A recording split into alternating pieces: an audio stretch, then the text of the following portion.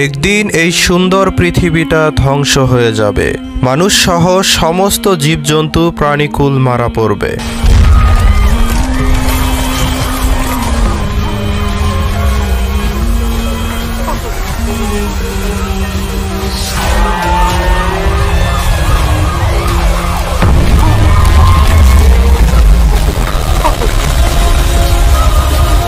বিশাল বড় বড় বিল্ডিংগুলো ধসে পড়তে থাকবে। মাটির নিচ থেকে পানির সুনামি টর্নেডোর মতো উপরে উঠতে থাকবে। মানুষ সেদিন এতটাই ভয় পাবে যে সেই ভয়ে গর্ভবতী নারীর গর্ভপাত হয়ে যাবে। শিশুরা ভয়ে বৃদ্ধের ন্যায় হয়ে যাবে। ভয়ে আতঙ্কে শিশুদের মাথার চুল পর্যন্ত পেকে যাবে। পৃথিবীতে অন্ধকার নেমে আসবে, আর এই পৃথিবীতে এমন একটা ভূমিকম্প হবে যে ভূমিকম্পে পৃথিবী একেবারে ধ্বংস হয়ে যাবে এবং পৃথিবীতে থাকা যত বড় গাছপালা, পাহাড় পর্বত, নদী নালা সবকিছুই ভেঙে তছনছ হয়ে যাবে। অতঃপর শুরু হবে নতুন জীবন, আর এই জীবনের নাম হচ্ছে আখিরাতের জীবন। সেই কঠিন হাসরের মাঠে সবাইকেই এই পৃথিবীর সকল কাজের হিসাব নিকাশ মহান আল্লাহ রব্বুল আলামিনের কাছে পেশ করতে হবে। তো এই হিসাব নিকাশের পর কেউ যাবে জান্নাতে, আবার কেউ যাবে জাহান্নামে। এই সমগ্র জগৎ একেবারে ধ্বংস হয়ে যাওয়ার পর পৃথিবীর শুরু থেকে শেষ পর্যন্ত সকলেই কবর থেকে উঠে আসতে শুরু করবে। যে যেভাবে মারা গিয়েছিল ঠিক সে অবস্থাতেই সে কবর থেকে উঠে আসবে। এই দুনিয়ার জীবনে কাউকে যদি হত্যা করে একেবারে টুকরো টুকরো করেও ফেলা হয় আর তার গোশত যদি নদীতে ফেলে দেয়া হয়, তবু আল্লাহ রব্বুল আলামিন সেদিন তার শরীরকে আবারও একত্রিত করবেন এবং পূর্ণাঙ্গ মানুষের রূপে কবর থেকে উত্থিত করবেন। মহান আল্লাহ রব্বুল আলামিন তার অলৌকিক ক্ষমতা দিয়ে সমস্ত মানুষকে নতুন করে জীবন্ত করবেন। যারা নাস্তিক, পরকাল বিশ্বাস করে না, তারা সেদিন একেবারেই হতভম্ব হয়ে যাবে। আচ্ছা, আমরা আবারও কিভাবে জীবিত হয়ে গেলাম? আমরা তো মারা যাবার পর আমাদের শরীর গলে পচে একেবারে নষ্ট হয়ে গিয়েছিল। সেদিন নাস্তিক, কাফের, মুশরিকদের যেন ঘুম ভেঙে যাবে। তারা প্রকৃত বাস্তবতাকে অনুধাবন করতে পারবে। তারা বুঝতে পারবে যে দুনিয়াটা একটা ধোঁকার রাজ্য ছিল মাত্র। আসল জীবন তো আখিরাত থেকেই শুরু। কিন্তু তাদের সেই আফসোস সেদিন আর কোনোই কাজে লাগবে না। এরপর সমস্ত মানুষকে একটি বড় মাঠে দাঁড় করানো হবে, যে মাঠের নাম হচ্ছে হাসরের মাঠ। হাসরের মাঠে আল্লাহ রব্বুল আলামিন বিচার কার্য শুরু করবেন। সেদিন সকলের এই বিচার করা হবে এবং প্রতিটি কাজেরই হিসাব নিকাশ নেওয়া হবে। সকলের আমল নামা তাদের সামনেই পড়ে শোনানো হবে। মানুষেরা সেদিন বলতে থাকবে, হায় আল্লাহ, এ কেমন আমল নামা! এখানে তো আমার ছোট থেকে ছোটতম কোনো কাজই লেখা বাদ যায়নি। এখানে তো আমার জীবনের সব কিছুর হিসাবই লিপিবদ্ধ করা রয়েছে। হাসরের মাঠে আল্লাহ রব্বুল আলামিনের অগণিত ফেরেশতার সাহায্যে মহান আল্লাহ রব্বুল আলামিন তার বিচার কার্য পরিচালনা করবেন। সেখানে কেউ মিথ্যা কথা বলতে পারবে না, কেননা আল্লাহ তাআলার কাছে সমস্ত মানুষের ডায়েরি আল্লাহ তাআলার হাতেই রয়েছে। যারা পৃথিবীতে অন্যায় অবিচার করেছিল এবং সুদ ও ঘুষ খেয়েছিল, তাদের কলিজা এবং গলা শুকিয়ে যাবে, কেননা তারা চিন্তিত থাকবে যে একটু পরেই আমার বিচার শুরু হবে, এরপর আমাকে জাহান্নামে নিক্ষেপ করা হবে। আল্লাহ রব্বুল আলামিন আদেশ করবে আমাকে টেনে হিঁচড়ে জাহান্নামে নিক্ষেপ করতে, কারণ আমি তো পৃথিবীতে খারাপ কাজে লিপ্ত ছিলাম, পাপ কাজে লিপ্ত ছিলাম। আমি তো পৃথিবীতে খারাপ কাজ করেছি। আমি তো কোনো দিন 5 ওয়াক্ত নামাজ আদায় করিনি। আমি ভালো কাজের বিরোধিতা করেছিলাম, মানুষকে খারাপ কাজে উৎসাহ করেছিলাম।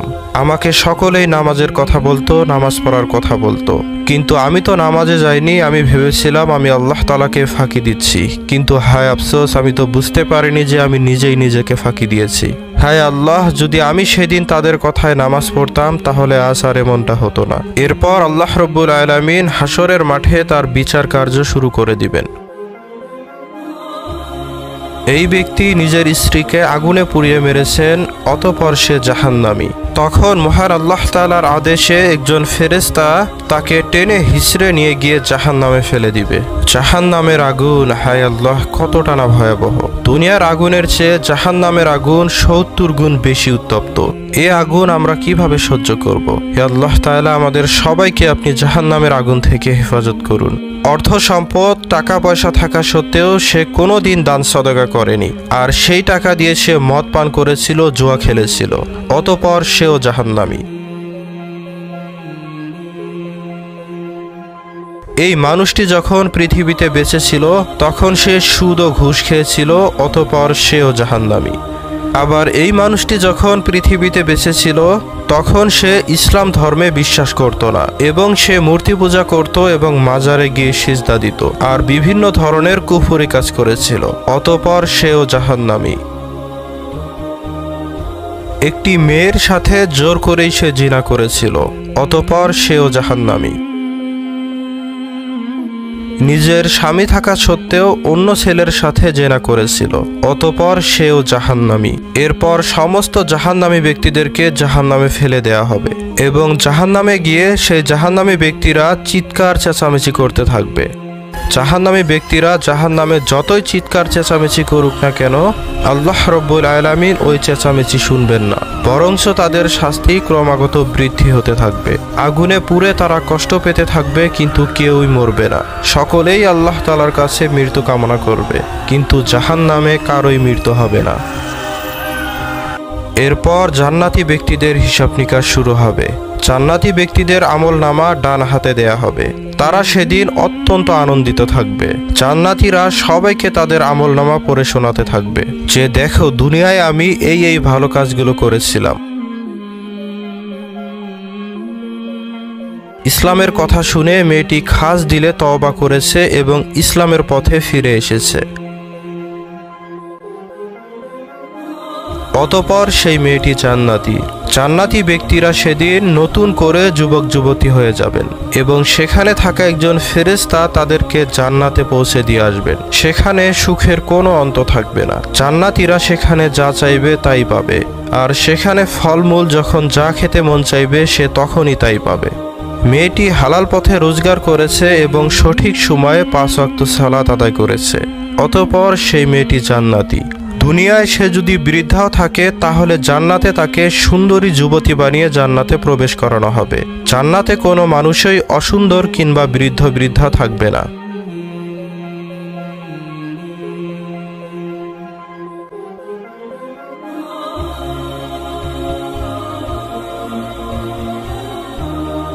ইসলাম প্রচারের লক্ষ্যে সে কোরআন শরীফ বিতরণ করেছে, অতঃপর এই ভালো কাজের উসিলায় সেও জান্নাতি।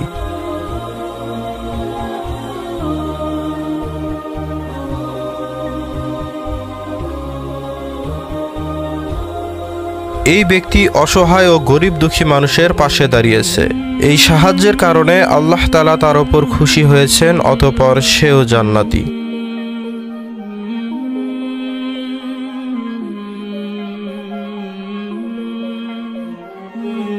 ইসলামের কথা বলতে গিয়ে সে পাথরের আঘাতে শহীদ হয়েছিল, অতঃপর সে ব্যক্তিও জান্নাতি। এরপর সেখানে থাকা ফেরেশতারা সমস্ত জান্নাতি ব্যক্তিদেরকে জান্নাতে পৌঁছে দিয়ে আসবে। এরপর জান্নাতি ব্যক্তিরা সেই জান্নাতে আনন্দের মধ্যেই দিন কাটাতে থাকবেন। জান্নাতের মধ্যে একটি বাজার থাকবে। প্রতি শুক্রবার জান্নাতে বাজার বসবে। আপনি সেই বাজারে গিয়ে নিজের চেহারাকে পরিবর্তন করে নিয়ে আসতে পারবেন। আপনার যেমন ইচ্ছা তেমন চেহারাই আপনি পছন্দ করতে পারবেন। জান্নাতে অনেক স্ত্রীগণ থাকবেন, যাদেরকে আরবিতে হুর বলা হয়। আপনার যৌনশক্তি সেখানে অনেক গুণ বৃদ্ধি করে দেয়া হবে। জান্নাতে কোনো বীর্যপাত হবে না, সেখানে কোনো কষ্ট নেই, শুধু সুখ আর সুখ।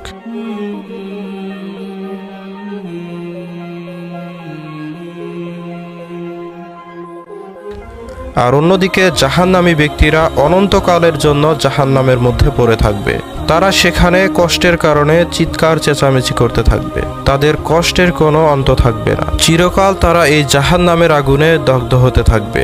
হায় আল্লাহ রব্বুল আলামিন, কি ভয়াবহ সে অবস্থা!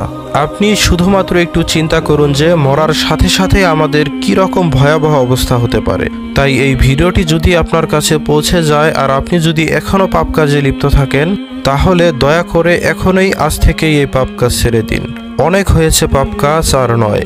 আজ থেকে খাঁটি দিলে আল্লাহ তাআলার কাছে তওবা করে আসুন। আমরা সকলেই আল্লাহ তাআলার প্রতি মনোযোগী হই। তো সম্মানিত দর্শক, আশা করছি জান্নাত ও জাহান্নামের এই ভিডিওটি অবশ্যই আপনাদের কাছে অনেক ভালো লেগেছে। ভালো লেগে থাকলে অবশ্যই আপনাদের বন্ধুদের সাথে তা শেয়ার করতে ভুলবেন না, এবং এরকম আরও ভিডিও পেতে হলে অবশ্যই চ্যানেলটিকে সাবস্ক্রাইব করে রাখুন।